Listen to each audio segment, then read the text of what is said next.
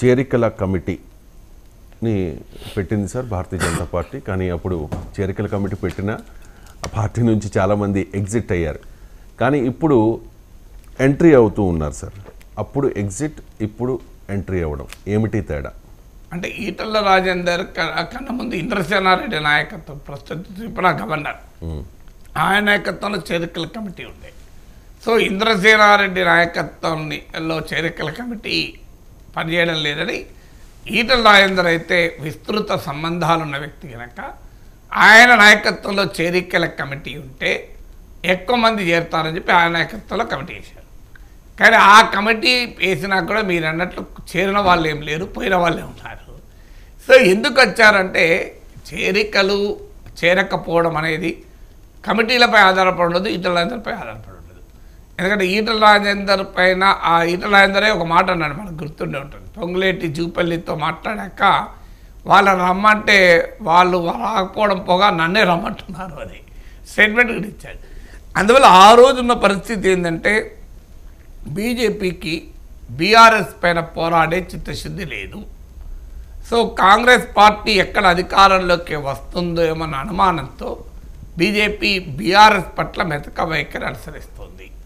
అందుకు ఉదాహరణే కవితను అరెస్ట్ విషయంలో జరుగుతున్న తతంగము, బండి సంజయ్ని మార్చడము.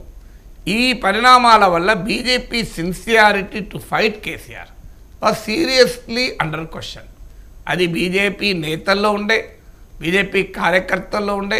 119 నియోజకవర్గాలకు ఇక్కడ ఒక జాతీయ కార్యవర్గ సమావేశాలు జరిగి 119 నియోజకవర్గాలకు 119 పరిశీలకులు బీజేపీ పంపింది. వాళ్ళందరూ వచ్చి అధిష్టానానికి ఇచ్చే రిపోర్ట్ ఏంటంటే, మేము ఎక్కడికి పోయినా మమ్మల్ని 2 ప్రశ్నలు అడుగుతున్నారు. 1, బండి సంజయ్ని ఎందుకు తొలగించారు, 2, కవితను ఎందుకు అరెస్ట్ చేయలేదు అని. ఈ 2 ప్రశ్నలకు ఆన్సర్ లేదు. సో సీక్వెల్ 2 రావాలి, బాహుబలి. కట్టప్ప ఎందుకు బాహుబలిని చంపాడు అని అర్థం కావాలంటే సెకండ్ బాహుబలి 2 చూడాలి. ఈ రకంగా దీన్ని ఏం చూస్తే అర్థమవుతుంది అనే క్వశ్చన్ ముందు నుంచి వచ్చాయి. అందువల్ల భారతీయ జనతా పార్టీ ఆ రోజున్న కాంటెక్స్ట్ ఏంటి, అసెంబ్లీ ఎన్నికలకు ముందు కేసీఆర్ను గద్దెదించడం అనే కాంటెక్స్ట్. ఆ కాంటెక్స్ట్లో బీజేపీ వెనుకబడిందన్న భావన ఎప్పుడైతే వచ్చిందో బీజేపీ నుంచి వెళ్ళిపోవడం మొదలుపెట్టారు. అంటే కాంగ్రెస్ పట్ల సానుకూలత కనబడ్డది. బీజేపీ నిజాయితీ కేసీఆర్పై పోరాడడంలో అనుమానాస్పదమైంది. దీని ఫలితంగా ఆ పార్టీలో ఎవరు చేరకపోగా మీరు అన్నట్లు అనేక మంది, విజయశాంతి, రాజగోపాల్ రెడ్డి, వివేక్ వెంకటస్వామి, ఎన్ఎం శ్రీనివాస్ రెడ్డి, ఇలా చాలామంది వెళ్ళిపోయారు, వెళ్ళి గెలిచారు కూడా వాళ్ళు. ఇప్పుడు ఎన్ఎం శ్రీనివాస్ రెడ్డి ఎమ్మెల్యే గెలిచాడు, రాజగోపాల్ రెడ్డి మళ్ళీ ఎమ్మెల్యే గెలిచాడు, వివేక్ వెంకటస్వామి ఎమ్మెల్యేగా గెలిచాడు. అలా వరుస పెట్టి నేతలు వెళ్ళడం మొదలైంది. సో ఈవెన్ ఈటల రాజేందర్ కూడా ఉంటాడా అనే ప్రశ్నలు కూడా ఆ రోజుల్లో ఎదురయ్యాయి. ఆయన బహిరంగంగానే అసంతృప్తిని కూడా వ్యక్తం చేస్తూ వచ్చాడు కూడా. ఆ కాంటెక్స్ట్ నుంచి ఇప్పుడు ఎన్నికలు జరిగిన తర్వాత కాంటెక్స్ట్, ఎన్నికల తర్వాత కాంటెక్స్ట్లో మోడీని మళ్ళీ గెలిపించాలా వద్దా అనే కాంటెక్స్ట్ చుట్టూ జరుగుతున్న ఎన్నికది. కేసీఆర్ను గద్దెదించడమా లేదన్న కాంటెక్స్ట్ కాదు. అందువల్ల ఇక్కడ ఈ కాంటెక్స్ట్ వచ్చినప్పుడు దేశంలో మళ్ళీ మోడీకి అనుకూలంగా వాతావరణం ఉంది. అందువల్ల బీజేపీ గెలవడానికి స్కోప్ ఉంది దేశంలో. దాని ప్రభావం వల్ల తెలంగాణ రాష్ట్రంలో కూడా ఉంటుంది. గత చరిత్ర కూడా అసెంబ్లీ ఎన్నికల్లోతో పోలిస్తే లోక్సభ ఎన్నికల్లో బీజేపీ చాలా బెటర్ పర్ఫార్మెన్స్ చూపింది అనేటువంటి అంశాలు రాజకీయ నాయకులు అట్రాక్ట్ చేస్తున్నాయి. రాజకీయ నాయకులు ఏంటంటే రాజకీయ వాతావరణాన్ని పసిగడుతూ మారుతూ ఉంటారు. ఇందులో సిద్ధాంతాలు లేవు, విలువలు లేవు, దేశం లేదు, ధర్మం లేదు. ఇవన్నీ కహానీలు చెప్పుడు. రాజకీయ నాయకులకు ఏంటంటే వాళ్ళ ప్రయోజనము, వాళ్ళకు అధికారం రావడము.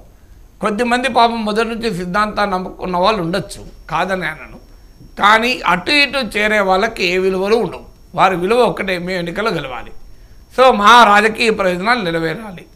ఈ లక్ష్యంతో రాజకీయ నాయకులు అటు ఇటు వెళ్తూ ఉంటారు, వస్తూ ఉంటారు. ఇవాళ బీజేపీ అట్రాక్టివ్గా కనబడుతుంది కంపారిటివ్లీ. అయితే కాంగ్రెస్ కన్నా మరి బీజేపీ అట్రాక్టివ్ అంటే కాంగ్రెస్లో వేకెన్సీస్ లేవు. అట్రాక్టివ్గా ఉండడమే కాదు, అట్రాక్టివ్గా ఉండడానికి వేకెన్సీ ఉండాలి. ఇప్పుడు ఒక అమ్మాయిని ఒక అబ్బాయి ఎప్పుడు ప్రేమిస్తాడో, ఆ అమ్మాయికి ఆల్రెడీ బాయ్ ఫ్రెండ్ ఉంటే ప్రేమించి ఏం చేస్తాడు? సో బాయ్ ఫ్రెండ్ ఉన్నా ప్రేమించి ఎంపిక పెట్టడం వాళ్ళు ఉండొచ్చు ఎక్కడన్నా. కానీ ఆల్రెడీ ఆమె బాయ్ ఫ్రెండ్ కనుక నో వేకెన్సీ, నేను ప్రేమించిన ఉపయోగం ఉండదు అనుకుని వాడు వెనక్కి తిరుగుతాడు. ఇక్కడ కాంగ్రెస్లో ఉన్న పరిస్థితి ఏంటంటే ఆల్రెడీ అన్ని కాన్స్టిట్యున్సీలో కూడా బలమైన అభ్యర్థులు ఉన్నారు కాంగ్రెస్కు. ఇప్పుడు కొత్తగా వెళ్ళి చేరేది ఏమైనా అవకాశం ఉంటుందా, అక్కడ టికెట్ వస్తుందా అనేది లెక్కలేస్తారు. ఇప్పుడు నాగర్ కర్నూలులో ఉంది. నాగర్ కర్నూలులో కాంగ్రెస్ తరఫున మల్లు రవి, అలాగే సంపత్ ఇంకా కూడా పోటీ ఉండొచ్చు. ఇవి రావులు పోయి ఏం చేస్తారు, అక్కడ టికెట్ వస్తుంది ఆల్రెడీ ఆయనకు. సో ఇదే క్రైటీరియా, టికెట్ వచ్చే అవకాశం ఉంటుందా, ఆ పార్టీ తరఫున పోటీ చేస్తే గెలుస్తామా, గెలిస్తే ఏమైనా రాజకీయంగా పదవి వస్తుందా. ఈ 3 ఫ్యాక్టర్స్, 1 టికెట్ రావాలి, 2 టికెట్ వస్తే గెలవాలి, 3 తాము గెలిచిన పార్టీ అధికారంలోకి రావాలి. ఈ 3 ఫ్యాక్టర్స్ ఆధారంగా ఎవరైనా చేరుతారు. అసెంబ్లీ ఎన్నికలకు ముందు ఎగ్జిట్ ఎందుకైందంటే టికెట్ రావడానికి అభ్యంతరం ఏం లేదు. ఫస్ట్ టికెట్ వస్తుందా, ఎస్. వివేక్ వెంకటరావుకి కానీ, రాజగోపాల్ రెడ్డికి కానీ, ఎన్ఎం శ్రీనివాస్ రెడ్డికి కానీ ఆ డౌట్ ఏం లేదు. సెకండ్ క్వశ్చన్, టికెట్ వస్తే గెలుస్తారా, అనుమానమే, క్వశ్చన్ మార్క్. మా టికెట్ వస్తే మనం గెలిచిన పార్టీ అధికారంలోకి వస్తుందా, క్వశ్చన్ మార్క్. అంటే 1 ఎస్, 2 నోలు వచ్చే ఆన్సర్. నోలు ఎక్కువ, నో సావిట్ కనుక సో వాళ్ళు పార్టీ నుంచి వెళ్ళిపోయారు. ఇప్పుడేంటి, టికెట్ వస్తుందా, ఎస్. గెలుస్తామా, maybe yes. గెలిచిన తర్వాత పార్టీ అధికారంలోకి వస్తుందా, 100% ఎస్. అంటే 2 క్లియర్ ఎస్లు, 1 డౌట్ఫుల్ ఎస్. మరి ఇక ఏ సావిట్ కదా, అందుకని బీజేపీలో చేరుతున్నారు. Right sir.